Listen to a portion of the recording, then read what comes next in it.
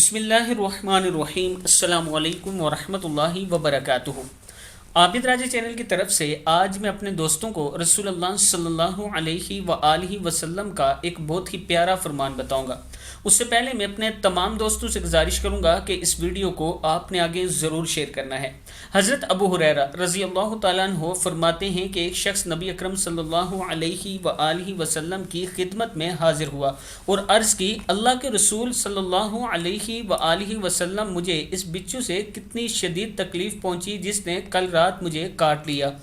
آپ صلی اللہ علیہ وآلہ وسلم نے ارشاد فرمایا، اگر تم نے جب رات کی تھی یہ کلمات کہہ دیتے، اعوذ بکلمات اللہ التامات من شر ما خلق، میں اللہ کی مکمل کلمات کی پناہ میں آتا ہوں اس مخلوق کے شر سے، تو وہ بچھو تمہیں کوئی نقصان نہ پہنچاتا۔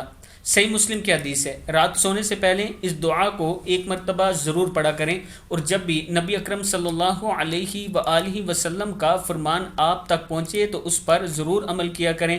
اور اس کے ساتھ جو لوگ آن لائن قرآن پاک پڑھنا چاہتے ہیں، یہ میرا واٹس ایپ نمبر ہے، اس پر مجھ سے رابطہ کر سکتے ہیں۔ السلام علیکم ورحمۃ اللہ وبرکاتہ۔